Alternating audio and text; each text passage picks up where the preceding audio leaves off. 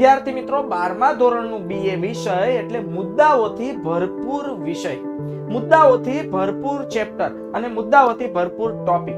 તો વિદ્યાર્થી મિત્રોની એકમાત્ર સમસ્યા છે કે સર મુદ્દા યાદ નથી રહેતા. કે હા સર જ્યારે સમજાવે છે મુદ્દાની અંદરની ડિટેલ સમજાવે છે, આ તમામ પ્રકારની જે ડિટેલ છે સર તે ડિટેલ બધી સમજ પડી જાય છે, પણ મહત્વની વાત છે મુદ્દો. જો અમારી પાસે સર મુદ્દો યાદ આવી જાય તો પેપરમાં ડિટેલ તો અમે મૌલિકતાથી લખી શકીએ. સર બીએ ના મુદ્દા કઈ રીતે યાદ રાખવા લોંગ ટાઈમ, યોગ્ય ચોક્કસ સમયે મુદ્દો નથી યાદ આવતો તો આપણી જે ચોક્કસ તૈયારી છે તૈયારી પર પાણી ફરી જાય છે. પહેલા તો બાળકો બીએ વિષય છે ને એક તર્ક બુદ્ધિ વાળો વિષય છે. પહેલા આપણે બીએ વિષયને ગમતો વિષય બનાવવાનો છે, એમાં ઇન્ટરેસ્ટ દાખવવાનો છે. જે દિવસનું કામ જે તે દિવસે પૂર્ણ કરશો ને વિદ્યાર્થી મિત્રો, તો મને ખાતરી છે કે અઠવાડિયું 10 દિવસમાં તમારો કોન્ફિડન્સ લેવલ અપ જશે.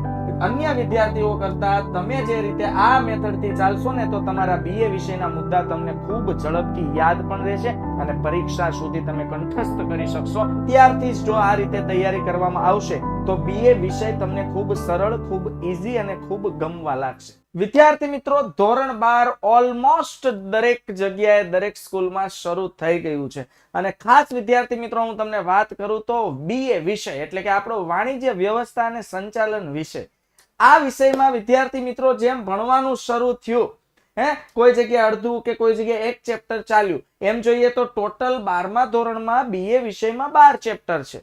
પણ વિદ્યાર્થી મિત્રો 12મા ધોરણનું બીએ વિષય એટલે મુદ્દાઓથી ભરપૂર વિષય, મુદ્દાઓથી ભરપૂર ચેપ્ટર અને મુદ્દાઓથી ભરપૂર ટોપિક. તો વિદ્યાર્થી મિત્રોની એકમાત્ર સમસ્યા છે કે સર મુદ્દા યાદ નથી રહેતા. કે હા સર જ્યારે સમજાવે છે મુદ્દાની અંદરની ડિટેલ સમજાવે છે, આ તમામ પ્રકારની જે ડિટેલ છે સર તે ડિટેલ બધી સમજ પડી જાય છે. જો અમારી પાસે સર મુદ્દો યાદ આવી જાય તો પેપરમાં ડિટેલ તો અમે મૌલિકતાથી લખી શકીએ. હા વિદ્યાર્થી મિત્રો, આપણા બીએ વિષયમાં તમે અવશ્ય સમજી વિચારીને મૌલિકતાથી લખી શકો છો, ટોપિક રિલેટેડ લખી શકો છો, પણ મહત્વની વાત છે મુદ્દો. યોગ્ય ચોક્કસ સમયે મુદ્દો નથી યાદ આવતો તો આપણી જે ચોક્કસ તૈયારી છે તૈયારી પર પાણી ફરી જાય છે.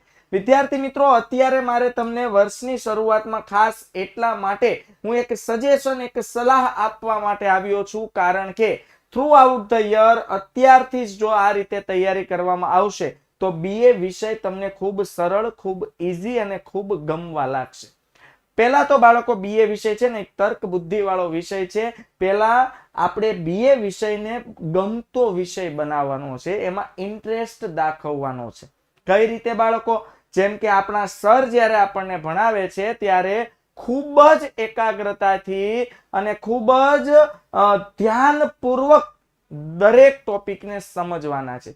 સમજેલા ટોપિકને જે દિવસે સમજ્યા છો એ જ દિવસે ઘરે જઈને વાંચીને લખીને તૈયારી કરવાની છે. જો જે દિવસનું કામ જે તે દિવસે પૂર્ણ કરશો ને વિદ્યાર્થી મિત્રો, તો મને ખાતરી છે કે અઠવાડિયું 10 દિવસમાં તમારો કોન્ફિડન્સ લેવલ અપ જશે.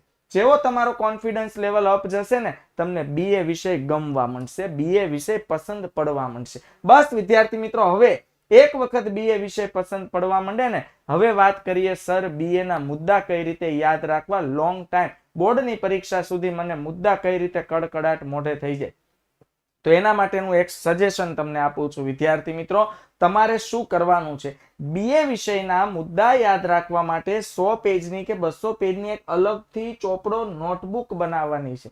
આમાં શું કરવાનું છે કે સર તમને જે સલાહ સૂચન આપે છે એ પ્રમાણે દરેક ચેપ્ટરના કહેવાય ને કે ભાઈ ક્વેશ્ચન લખવાનો છે. ચેપ્ટર વાઇઝ નોટબુક, મતલબ એક જ નોટબુકમાં અલગ અલગ ચેપ્ટરના ટોપિક હોવા જોઈએ. જેમ કે પહેલું ચેપ્ટર ચાલે છે સંચાલનનું સ્વરૂપ અને મહત્વ, તો પહેલા ચેપ્ટરના ફોર એક્ઝામ્પલ આવ્યું સંચાલનનું મહત્વ, હાલો સવાલ લખીને આપ્યો સંચાલનનું મહત્વ, માત્ર એના મુદ્દા જ લખો. જો તમારા સરે અથવા તમે જાતે કોઈ મુદ્દા યાદ રાખવા માટેની ચાવી બનાવી છે તો સૌથી પહેલા મુદ્દાની ચાવી લખો અને ચાવી પ્રમાણે મુદ્દાને ક્રમમાં ગોઠવો.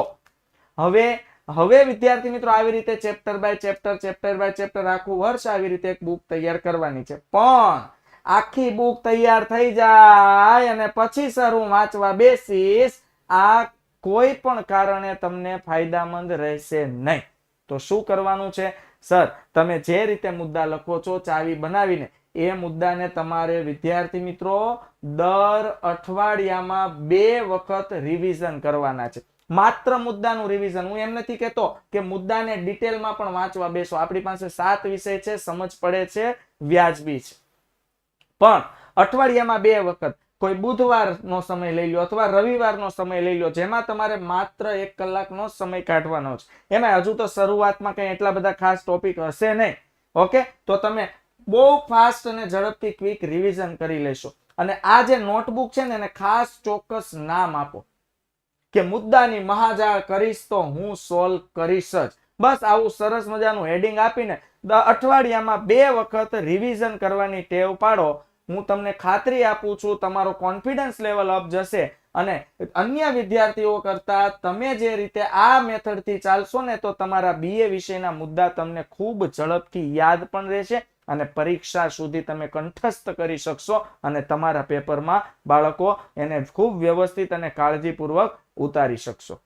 ઓકે, તો આ રીતે ખાસ શું કરવાનું છે ફરીથી ફટાફટ કહી દઉં છું. એક અલગથી બુક બનાવવાની છે, જે રીતે ટોપિક ચાલતા જાય. પ્રશ્ન લખવાનો છે, જો મુદ્દા માટેની ચાવી હોય તો ચાવી લખવાની છે, અને ચાવીના ક્રમમાં મુદ્દા લખવાના છે. અઠવાડિયાના 2 ચોક્કસ દિવસ નક્કી કરીને કોઈ પણ સંજોગોમાં રિવિઝન કરવાનું છે. માત્ર મુદ્દાનું જ રિવિઝન કરવાનું છે. અંદરનું પછી આપણે મેઇન રિવિઝન કરશું 15 દિવસે કે મહિને કે 1.5 મહિને, ત્યારે રાખશું ડિટેલમાં વાંચવાનું. પણ અત્યારે તો મુદ્દાનું કામ પરફેક્ટ કરશું. અઠવાડિયામાં 2 વખત અવશ્ય વિદ્યાર્થી મિત્રો તમે ખૂબ સારી રીતે BA ભણી શકશો. તમને ઇન્ટરેસ્ટ જાગશે, તમને રસ જાગશે, અને એક વખત BA જો તમને મનગમતું થઈ ગયું, પસંદ પડતું થઈ ગયું, તો તમને ખૂબ ભણવાની મજા પણ આવશે અને ખૂબ સારા એવા માર્ક્સ લાવશો. તો અવશ્ય વિદ્યાર્થી મિત્રો હું ખાતરી રાખું છું કે તમે મેં આપેલી માહિતીને અવશ્ય ફોલો કરશો, અલગથી નોટ બનાવશો અને BA માં સારો એવો સ્કોર તમે કવર કરશો.